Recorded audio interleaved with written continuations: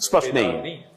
अभी सोरोस के बारे में चर्चा हो रही थी, तो राजीव जी से ही बात हो रही थी, तो उन्होंने कहा कि आशुतोष जी आपको लग रहा है कि सोरोस एक बड़ा है, अब तो सोरोस जैसे कितने प्लेयर आ गए हैं, और रादर जिस कॉर्पोरेट की आप बात कह रहे हैं कि Indian corporates are now hand in glove with globalist power, और उसकी दृष्टि हम लोग देख भी रहे हैं, और आप शायद ना कहें, मैं तो कह सकता हूं।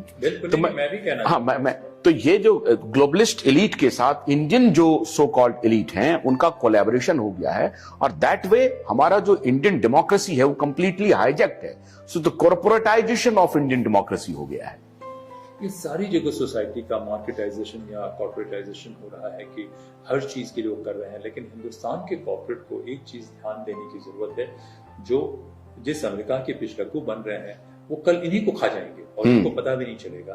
तो इसीलिए जब भी कहीं होता है, वहां के कॉर्पोरेट ने क्या काम किया है कि अपने देश के कुछ इंस्टीट्यूशन को मजबूत किया है, ताकि वो इंस्टीट्यूशन से वो अपने आप को इंटैक्ट करके रखे और यहाँ पे वो अटैक कर सके। लेकिन ये हिंदुस्तान का कॉर्पोरेट नहीं कर रहा है। इसकी जो है, मैंने कुछ एक बड़े कॉर्पोरेट्स को कहा, उनके लोगों से वैसे तो बात नहीं होती है, यहाँ वहाँ कहीं टकरा गया, तो मैंने कहा देखिए, आपकी 2001 से पहले जो भी रहा हो, आपकी पॉलिसी होनी चाहिए कि आप रूल ऑफ लॉ में इन्वेस्ट करें, आप इम्पार्शियल इंडिपेंडेंट जुडिशरी को देखें, और आप जो है उल्टी सीधी तरीके से जो है इंडिया के सिस्टम को सबवर्ट कर रहे हैं, आपको करने की जरूरत नहीं है। वहां के लोग क्या काम करते हैं कि दूसरे सिस्टम को सबवर्ट करते हैं, लेकिन अपने आप को वो रूल में एग्जेम्पशन नहीं चाहते हैं, जो रूल है उसको फॉलो करते हैं। रूल को ही उन्होंने अपने देश में सबवर्ट कर दिया। जैसे किसी केस में मैं देख रहा था कि अब आपने कहा बात नहीं करेंगे, तो मैं बात करना चाहता हूँ। मैं बोइंग कंपनी की बात कर रहा हूँ। बोइंग कंपनी क्या करती है कि एक्सिम बैंक है अमेरिका का, एक्सिम बैंक के कभी कभी 70% 76% जो सॉफ्ट लोन है वो अमेरिका के ये सिर्फ बोइंग कंपनी को जाते हैं।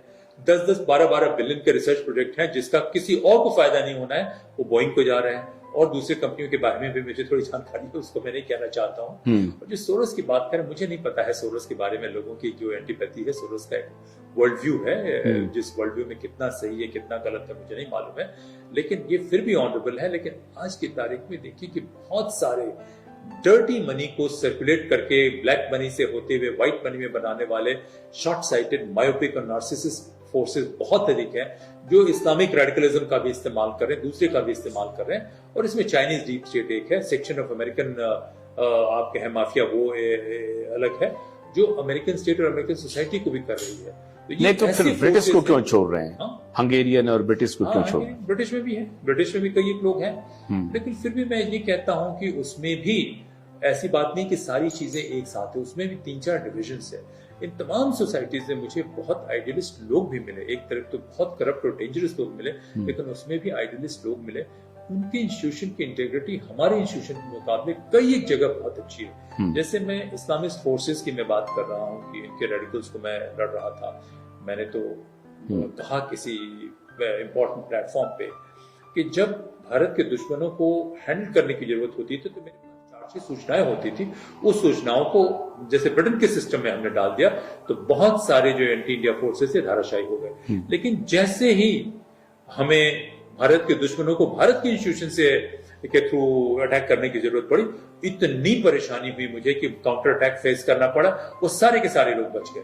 तो हमारी इंस्टीट्यूशन की इंटेग्रिटी, मैं अभी जैसे मैंने कहा 2012 तक की मैं बात कर रहा हूँ, अभी की बात नहीं कर रहा हूँ। हमारी इंस्टीट्यूशन की इंटेग्रिटी 2010-12 तक की का जो एज था, 2009 से 12 या 2004 से 12 भी मैं कह सकता हूँ, बहुत ही खराब थी, बहुत ही खराब थी।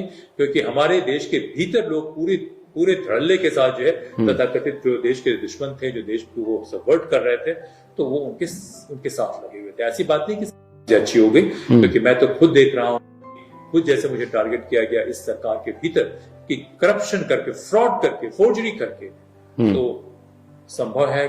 और ये वही लोग थे जो पिछले सरकार में भी मौजूद थे। इनको समझ में नहीं आ रहा है कि वो पैसे के लिए या अपने किसी चीज के लिए किसी भी हद तक गिरने को तैयार है। तो देखिए आशुतोष जी, भारत की जीन्स को प्यूरिफाई करने की जरूरत है। तो आप कुछ कहना चाहेंगे मोदी जी को हमारे प्लेटफॉर्म से। जैसे हम लोग कहते रहते हैं मोदी जी को कि कहां आप फंस रहे हैं, बिल गेट्स के चक्कर में क्यों जा रहे हैं, वो हर जगह पहुंच गया है, bill and Melinda Gates foundation ने कब्जा कर लिया है हेल्थ सेक्टर्स को, ये WEF के चक्कर में मत पड़िए। आप कुछ कहना चाहेंगे, आप अपने सिस्टम को कैसे दुरुस्त करें? सिस्टम को मैं दो बातें कहना चाहता हूं। पहले भी मैंने आपको कहा कि किसी भी देश की सबसे बड़ी पूंजी वहां के लोगों की कैरेक्टर और इंटेग्रिटी होती है।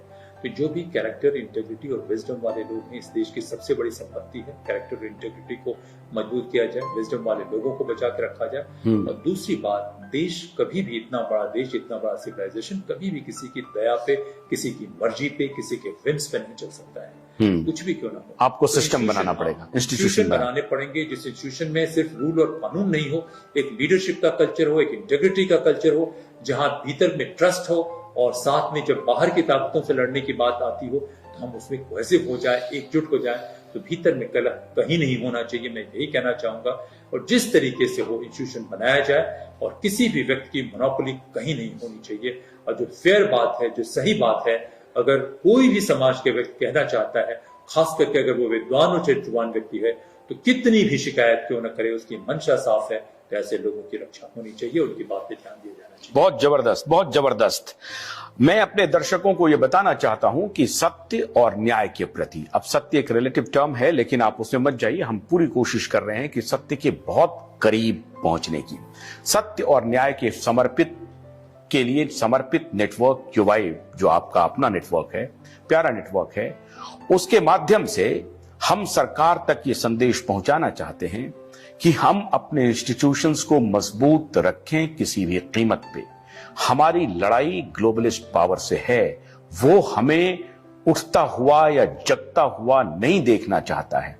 जैसा जितेंद्र जी ने कहा कि एक चरित्रवान व्यक्ति, एक चरित्रवान समाज ही चरित्रवान देश का निर्माण कर सकता है। हम उम्मीद करते हैं कि हमारी सरकार इस दिशा में जरूर ध्यान देगी और ऐसे फोर्सेस को, जो इंस्टीट्यूशंस को खोखला करने में लगी हुई है किसी बाहरी लोगों के इशारे पे, सरकार उसकी पहचान जल्द करेगी। और हाँ बोलिए। मैं कहूंगा कि इस मुहिम में, इस आंदोलन में सरकार और समाज दोनों को एक साथ आना पड़ेगा। और भगवान राम को ध्यान देना है कि वो मंदिर में पंडित, पुजारी, नेता और इनके बीच में कैद न हो जाए। उनका जो तेज है, राम राज्य हो, ये है, वो उनकी मूर्ति से बाहर आके सारे लोगों के दिलों में, दिमाग में और उनके चरित्र में। बहुत बहुत बहुत शुक्रिया। हम भी चाहते हैं, और हम इस मामले में कम से कम प्रधानमंत्री को कहते हैं कि अगर आप राम राज्य स्थापित करना चाहते हैं तो राम के आदर्शों पर चलने की कोशिश आपको भी करना है, और मीडिया को भी करना है, समाज को भी करना है। बहुत बहुत शुक्रिया। इंडिया डिबेट के इस एक्सक्लूसिव बातचीत में आज आशुतोष को मत दीजिए। नमस्कार।